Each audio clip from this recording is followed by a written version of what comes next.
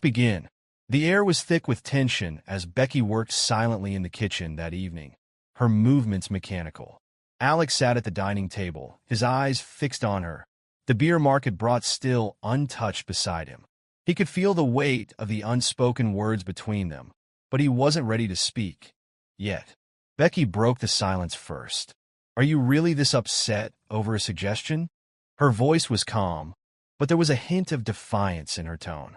Alex leaned forward, his voice low but laced with steel. "Upset? No, Becky. Upset is when the cable goes out during a game. This is betrayal."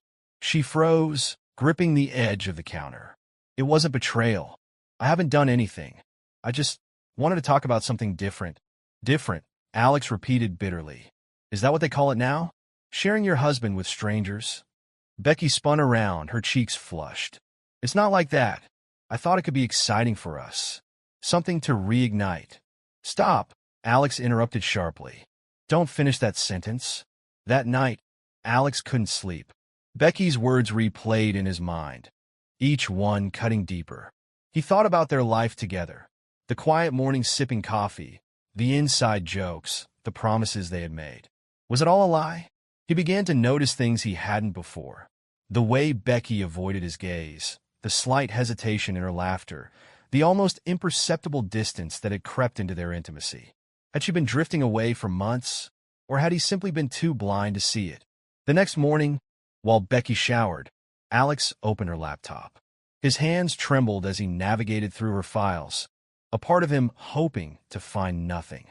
But then he saw it, a folder labeled innocuously as event ideas. Inside were emails between Becky and Lisa. The tone was casual at first, jokes about the cookout, light chatter about the neighborhood. But then it shifted. "Mark says Alex seems too rigid for something like this. Are you sure he'd even consider it?" Lisa had written. Becky's reply had been quick and eager. "He's just stuck in his ways. But if we ease him into it, maybe he'll come around." Alex's stomach churned. This wasn't just a passing thought. Becky had been planning this, discussing it behind his back. Later that day, Alex confronted Becky with the emails. She paled as he tossed the laptop onto the bed. "Care to explain this?" he asked, his voice dangerously calm. Becky stammered, her composure crumbling. "It's not what it looks like. Lisa just suggested." "Stop lying," Alex snapped. "You were scheming, Becky. You wanted to manipulate me into, what? Sharing you with Mark? Trading our vows for some thrill." Tears streamed down her face as she shook her head. "It wasn't like that. I love you, Alex. I just thought." "No," he said coldly. "You didn't think. If you had, you'd have realized how much you were gambling with. And now, you've lost." In the days that followed, Alex decided he wouldn't let this end with a simple divorce. Becky needed to understand the gravity of what she had done, and Mark and Lisa needed to learn that meddling in someone else's marriage came with consequences. He reached out to an old friend, Jake, a private investigator. Together, they began digging into Mark and Lisa's lives. What they uncovered was a treasure trove of secrets. Mark had been embezzling funds from his company, and Lisa had a string of affairs that had already strained their marriage to the brink. Alex also discovered Becky's recent search history, queries about divorce settlements, shared assets, and spousal rights. It was clear she had been considering her options, likely preparing for a future where their marriage didn't survive her desires. Alex's revenge was meticulous. He pretended to reconsider Becky's proposal, even feigning interest in meeting Mark and Lisa at their swingers club. Becky, desperate to mend their marriage, eagerly agreed. The night of the meeting, Alex ensured everything was in place. Jake had tipped off Mark's boss about the embezzlement, and Alex had prepared evidence to confront Becky publicly. At the club, as Mark and Lisa tried to guide them into their world, Alex played along until the perfect moment. "Funny thing, Mark," Alex began, his voice dripping with mock curiosity. "Do they let criminals into places like this? Or is your boss too busy processing the audit report I sent him to care?" Mark's face turned ghostly pale, and Lisa's fake smile faltered. Becky looked between them, confused. "What's going on?" she asked. Alex turned to her, his expression a mix of sadness and resolve. "What's going on, Becky, is that I've spent the last 7 years being your husband. But tonight, I'm taking back my dignity." He left the club, Becky trailing behind him, sobbing and begging for another chance. But Alex's mind was made up. Alex filed for divorce the next morning, the evidence of Becky's emotional infidelity and premeditated plans bolstering his case. Mark lost his job, Lisa filed for separation, and Becky was left to grapple with the fallout of her actions. For Alex, the end of his marriage wasn't a failure. It was a new beginning. On his farm, he rebuilt his life, finding peace in solitude and pride in his resilience. Becky stood outside the farmhouse, her hair disheveled, tears streaming down her face. It had been 6 months since Alex left her. 6 long months of therapy sessions, unanswered calls, and sleepless nights filled with regret. When she heard he had moved to the countryside, she spent weeks convincing herself not to track him down. But now, with her life in shambles, she couldn't stay away. She knocked on the door, her heart racing. When Alex opened it, his face was impassive, his eyes cold. "What do you want, Becky?" he asked, his voice devoid of emotion. "I need to talk to you," she said, her voice breaking. "Please, Alex. I know I don't deserve anything from you, but I need you to hear me out." He hesitated for a moment before stepping aside. "You've got 5 minutes?"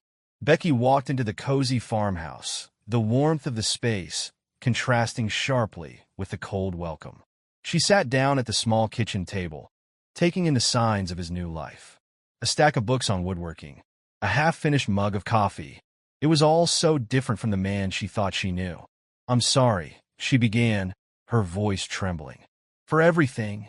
I was selfish, I was stupid, and I ruined the best thing in my life." Alex leaned against the counter, arms crossed.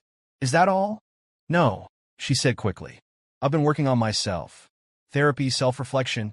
I've been trying to understand why I did what I did. And I know now that I didn't appreciate us, the way I should have." He raised an eyebrow, unimpressed. "And what do you expect from me, Becky? Forgiveness? A second chance?" She shook her head, fresh tears spilling down her cheeks. "I don't expect anything. I needed to tell you how sorry I am. You deserved so much better than what I gave you." Alex's gaze softened slightly, but his resolve remained. "Becky, I loved you. More than anything. But love isn't enough when there's no trust or respect. You broke something in me, and no amount of apologies can fix that." Her shoulders sagged as the weight of his words sank in. She nodded, standing slowly. "I understand. I won't bother you again. I hope you find happiness. You deserve it." As Becky left, Alex felt a pang of sadness, but it was fleeting. His life on the farm had given him something he hadn't realized he was missing: peace. The days were long and quiet, but the work was rewarding.